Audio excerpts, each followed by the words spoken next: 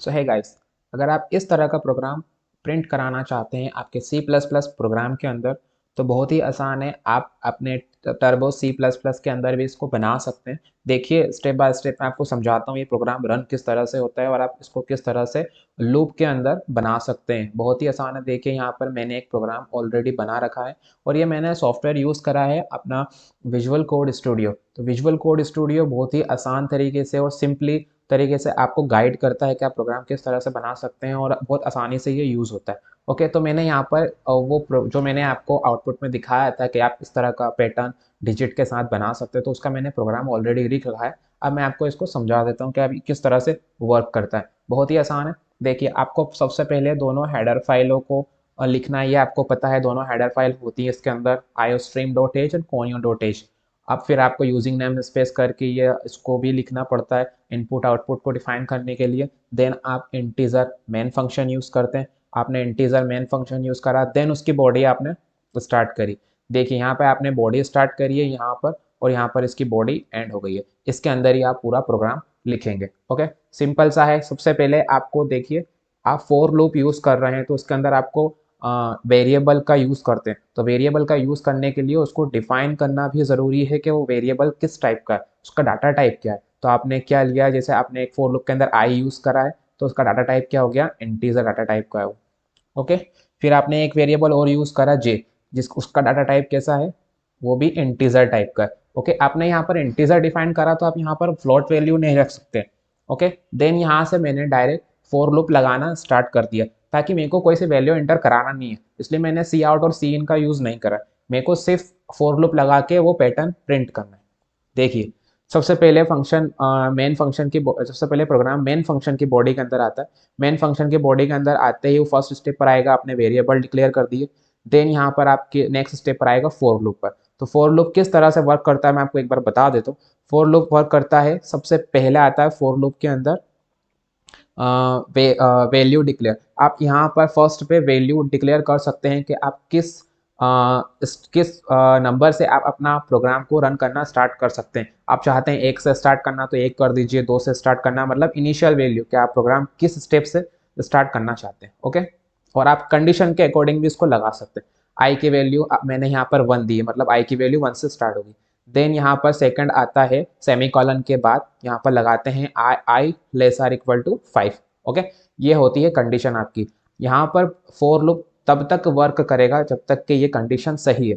जैसे ही ये कंडीशन गलत होती है वैसे ही फोर लूप के वो प्रोग्राम बाहर आ जाएगा। मतलब आई की वैल्यू तब तक के ये सेटिस्फाई करेगा इस चीज़ को, ये इसको रिक्वायर, जब तक कि ये चीज़ सही है तब तक के प्रोग्राम रन होगा। जैसी कंडीशन गलत होती है प्रोग्राम बाहर आ जाएगा, फोर लूप से बाहर आ जाएगा। ओके, देन यहाँ पर होता है increment and decrement. Increment decrement ये भी आपके अकॉर्डिंग होता है, मतलब आप यहाँ पे इसको लिख सकते हैं। इंक्रीमेंट का मतलब होता है कि आई की वैल्यू, आई प्लस प्लस का मतलब होता है आई की वैल्यू 1 बाय 1 बढ़ेगी, एक एक करके बढ़ेगी। ओके, वो फिर आपको आगे समझ में आ जाएगा कैसे बढ़ती। देन मैंने फोर लूप का लिखा, ये फोर लूप, इस फोर लूप की बॉडी मैंने बनाई, ये फोर लूप की बॉडी बनाई मैंने यहाँ पे, सॉरी ये यहाँ पर स्टार्ट हो रही है फोर लूप की बॉडी और यहाँ पर एंड हो रही है।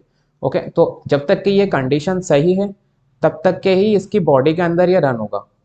जैसे ही कंडीशन गलत होगी ये वाली, वैसे ही ये फोर लूप के बाहर आ जाएगा और प्रोग्राम बंद हो जाएगा, क्योंकि मैंने यहाँ पर छोटा ही प्रोग्राम लिखा, ज़्यादा बड़ा नहीं लिखा। देन यहाँ पर फोर लूप के अंदर फिर मैंने एक और फोर लूप लगाया जहाँ पर मैंने जे की वैल्यू 1 डिफाइन करी है और जे की कंडीशन दे रखी है जे लेस आर इक्वल टू आई। अब ये कंडीशन तब तक सही होगी तब तक के फोर लूप के अंदर की बॉडी रन होगी। जैसे ही कंडीशन गलत होगी वैसे ही फोर लूप के अंदर की बॉडी नहीं रन होगी, वो बाहर आ जाएगा। और जे को मैंने इंक्रीमेंट करा 1 1 करके। ओके, अब मैं यहाँ पे रन करना सिखाता हूँ आपको। देखिए इंटीजर आई करा, इंटीजर जे करा, सिंपल। अब देखिए आई की वैल्यू अभी यहाँ पर कितनी है, 1। फॉर लूप का मतलब होता है कि अगेन एंड अगेन आप एक ही नंबर को या फिर एक ही उसको आप बार बार रन कर सकते हैं विदाउट आपकी जो प्रोग्राम को लेंदी, आप लेंदी नहीं कर सकते, आप इससे फॉर लूप से आसानी से कर सकते हैं। देखिए आई की वैल्यू यहाँ पर कितनी है अभी, 1। अब देखिए सेकंड स्टेप पर जाएगा, वो आई की वैल्यू 5 से कम है, मतलब 1 जो था अपना, आई की वैल्यू 1 थी तो 1 5 से कम है। तो ये कंडीशन भी सही हो गई। देन यहाँ पर वो इस स्टेप पर वो बाद में जाएगा, इस स्टेप पर वो बाद में जाएगा, पहले यहाँ पर ही आएगा वो आई की वैल्यू 5 से कम है, देन उसके अंदर जाएगा। अब ये इसकी बॉडी के अंदर जाएगा फोर लूप के अंदर। जैसे ही फॉर लूप की बॉडी के अंदर गया तो एक और फॉर लूप मिला उसको, फिर अब इसके अंदर भी चेक करेगा वो। देखिए जे की वैल्यू आपने यहाँ पे वैल्यू बता दी कि जे की वैल्यू 1 है। अब जे की वैल्यू यहाँ पर 1 है जो कि लेस आर इक्वल टू आई है, ये कंडीशन सही है। ऑफकोर्स ये कंडीशन सही है क्योंकि यहाँ पर आई की वैल्यू अपनी कितनी थी 1। आई की वैल्यू आपने ऊपर बताया ना कि आई की वैल्यू यहाँ पर 1 थी। देन यहाँ पर देखिए फिर ये कंडीशन सही हो गई, इसका मतलब ये प्रोग्राम फिर इसकी बॉडी के अंदर चले जाएगा। अब बॉडी के अंदर गया तो सी आउट। अब यहाँ पर सी आउट का मतलब होता है कि आउटपुट में आप क्या दिखाना चाहते हैं। आउटपुट में आप चाहते हैं कि आई की वैल्यू दिखाना चाहते हो तो आपने यहाँ पर आई पर क्लिक कर दिया, आई लिख दिया, सॉरी आई, आपने यहाँ पर आई लिख दिया। अब यहाँ पर आई की वैल्यू प्रिंट होगी, आई की वैल्यू प्रिंट होगी।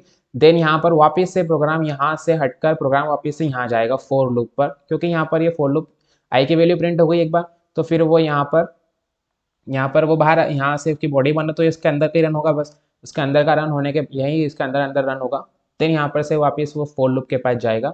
फॉर लूप के पास जाने के बाद वो देखिए जे प्लस प्लस, अब यहाँ पर इंक्रीमेंट होगा। जे की वैल्यू पहले 1 थी, अब जे की वैल्यू 2 हो गई है। देखिए जे की वैल्यू अब 2 हो गई है, मतलब अंदर उसके प्रोग्राम के अंदर। अब जे की वैल्यू 2 है, जे की वैल्यू 2 है, 2 1 से छोटा है, मतलब आई से छोटा है क्योंकि आई की वैल्यू तो 1 थी ना पहले, तो 2 1 से छोटा है नहीं, ये कंडीशन अपनी गलत हो गई। तो ये इस फॉर लूप के इतने इतने के अब ये बाहर आ जाएगा। तो बाहर क्या आ जाएगा, तो फिर बाहर क्या प्रिंट हो जाएगा, सी आउट न्यू लाइन। मतलब एक बार तो 1 प्रिंट हो गया, आई की वैल्यू 1 थी तो 1 प्रिंट हो गया। देन वो जैसे ही प्रोग्राम बाहर आएगा लूप के तो वो सी आउट में क्या प्रिंट हो जाएगा, एन, मतलब न्यू लाइन। तो न्यू लाइन पर आ गए अपन। अब न्यू लाइन पर आने के बाद ये फॉर लूप की बॉडी 1, फिर से वो प्रोग्राम ऊपर जाएगा। प्रोग्राम को ऊपर जाने के बाद वो आई की वैल्यू अब इंक्रीमेंट, अब देखिए आई की वैल्यू यहाँ पर इंक्रीमेंट हुआ है, आई की वैल्यू 1 हुई है, आई की वैल्यू पहले 1 थी, अब आई की वैल्यू 2 हो गई है। देखिए आई की वैल्यू यहाँ पर 2 हो गई है, वो हो ही नहीं, मतलब मैंने फर्स्ट में उसको डिक्लेयर कर दी थी। देन देखिए आई की वैल्यू 2 है अब, क्योंकि इंक्रीमेंट हुआ ना एक एक का, एक एक करके होगा। हाँ, जितनी बार प्रोग्राम फॉर लूप के पास वापस जाएगा उतनी बार एक एक करके प्लस हो जाएगा। देखिए 2 की वैल्यू 5 से छोटी है, हाँ है, तो फिर वो इस फॉर लूप के पास आएगा। अब इस फॉर लूप को रन करेंगे तो देखिए जे की वैल्यू 1 है, यहाँ पे वापस से जे की वैल्यू 1 से स्टार्ट होगा। जे की वैल्यू 1 है, जे की वैल्यू 1 है तो जे की वैल्यू 2 से छोटी है, ऑफ कोर्स है, जे की वैल्यू 2 से छोटी है। तो फिर वापस से इसके पास आएगा, सी आउट के पास का इसकी बॉडी रन होगी। देन आई की वैल्यू प्रिंट होगी। अब आई की वैल्यू क्या थी आपकी, 2 थी, आई की वैल्यू ऊपर 2 थी ना, क्योंकि ये आपने इंक्रीमेंट करा था एक का, तो आई की वैल्यू 2 हो गई। देन आई की वैल्यू 2 हो गई तो प्रिंट हो गया 2, न्यू लाइन में प्रिंट होगा, ध्यान रखना ये न्यू लाइन के अंदर प्रिंट होगा। अब देखिए न्यू लाइन के अंदर प्रिंट हो गया, फिर से ये लूप के पास जाएगा। अब लूप के अंदर फिर आया तो जे की वैल्यू अभी 1 थी, अब जे की वैल्यू कितनी हो जाएगी, 2। अब जे की वैल्यू यहाँ पर 2 हो गई। अब 2 के बराबर या 2 से छोटा है, ऑफ कोर्स है, 2 से बराबर है 2, तो फिर से सी आउट प्रिंट होगा। अब सी आउट के अंदर क्या है, आई, और आई की वैल्यू अपने पास कितनी थी, 2, तो यहाँ पर 2 प्रिंट हो जाएगा। फिर से ये इसके पास जाएगा, देखिए जे की वैल्यू अब इस बार कितनी हो जाएगी, 3, तो जे की वैल्यू 3 हो गई। अब 3 2 से छोटा या बराबर है तो ये कंडीशन गलत हो गई, तो अब ये इस लूप के बाहर आ जाएगा। इस लूप के बॉडी के बाहर आया तो बाहर क्या प्रिंट हो जाएगा, न्यू लाइन। अब न्यू लाइन प्रिंट हो गई, मतलब न्यू लाइन से स्टार्ट होगा प्रोग्राम। फिर से अपन इसकी फॉर लूप के अंदर जाएंगे, जे की वैल्यू इस बार 3 हो गई, आई की वैल्यू इस बार 3 हो गई है। अब आई की वैल्यू 3 होने के बाद आई की वैल्यू 5 से छोटी है, ऑफ कोर्स है, तो फिर इस लूप के अंदर आएगा। ऐसे ही करके ये प्रोग्राम रन होता जाएगा जब तक कि कंडीशन सही है तब तक कि प्रोग्राम रन होगा। देन जैसे ही आई की वैल्यू 5 होगी, आई की वैल्यू सॉरी 6 होगी, आई की वैल्यू जैसे ही 6 होगी तो 6 5 से छोटा है, हाँ है, तो ये इसकी बॉडी सॉरी आई की वैल्यू 6 है हो गई। अगर आई की वैल्यू 6 हो गई इंक्रीमेंट होते होते तो आई की 6 जो है वो 5 से छोटा है नहीं है और ना ही बराबर है, तो ये कंडीशन गलत हो गई। अब ये जैसी कंडीशन गलत हुई तो ये फॉर लूप के अपन बाहर आ जाएंगे। इस फॉर लूप के बाहर क्या है, इसकी बॉडी कौन सी थी फॉर लूप की, इतनी इतनी इसकी फॉर लूप की बॉडी थी। बॉडी के बाहर आते ही गेट सी एच पर आ जाएंगे और गेट सी एच के बाद ये प्रोग्राम एंड हो जाएगा। गेट सी एच मतलब आउटपुट को होल्ड कराने के लिए। अब मैं इसको रन करके दिखा देता हूँ आपको। अब एक चीज़ ध्यान रखना है यहाँ पर, जैसे ही आप टर्बो सी प्लस प्लस या इसमें यूज़ करते हैं टर्बो सी प्लस प्लस के अंदर मेनली, तो आप आईओस्ट्रीम डॉट एच लगाते हैं। मैं यहाँ पर डॉट एच हटा रहा हूँ क्योंकि ये विजुअल कोड स्टूडियो इसको एक्सेप्ट नहीं करता, मतलब एक्सेप्ट नहीं है, ऑलरेडी प्री डिफाइन है इसके अंदर कि ये आईओस्ट्रीम को ही एक्सेस करेगा, मतलब डॉट एच लगाने की यहाँ पर ज़रूरत नहीं है, नहीं तो वो एरर दे देगा अगर मैं इसके अंदर डॉट एच लगा दूंगा तो। ओके, अब इसको रन करते हैं, कंट्रोल एस करके मैंने इसको सेव करा, कंट्रोल अल्टर एन करके इसको रन करा। तो देखिए प्रोग्राम किस तरह से रन होगा।